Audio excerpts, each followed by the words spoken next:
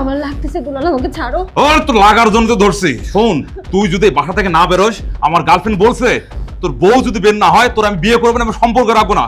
তোর বের করে ওরে আমি ঘরে ঢুকাবো। তুই বেরা। না না, হ্যাঁ এমন কিছু করো না। তুমি তুমি তো আমাকে বিয়ে করছো, আমি তোমার বউ, তুমি কেন আবার বিয়ে করবে? আরে কিসের বউ, ভালো লাগতেছে না। তোর মতো মেয়ের জন্য আমি সর্বনাশ হয়ে গেছে আমার। ওর আমি পাইতেছি না, তুই বেরো।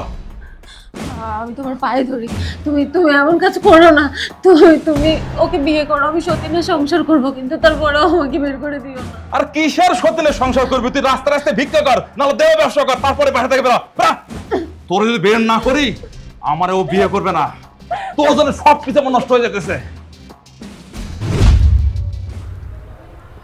দুলাল, তুমি তুমি এখন রিক্সা চালাও? কি বলবো আর মনে, সবই আমার পাপের শাস্তি।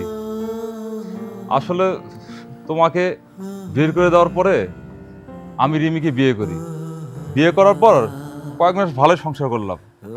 এরপর ব্যবসা লস খেতে থাকলো, আর ব্যবসা লস খেতে থাকার পর ওর সাথে আমার সম্পর্কও খারাপ হতে থাকলো। একটা সময় আমার ব্যবসাটা পুরোটা ধ্বংস হয়ে যায় লস খেতে খেতে। ব্যবসা ধ্বংস হওয়ার পর রিমিও চলে গেল। ও শুধু আমাকে টাকার জন্য ভালোবাসছিল। ও আসলে একটা লম্পট, বেঈমান। এখন আমাকে বাধ্য হয়ে এই অটো চালায় খেতে হয়।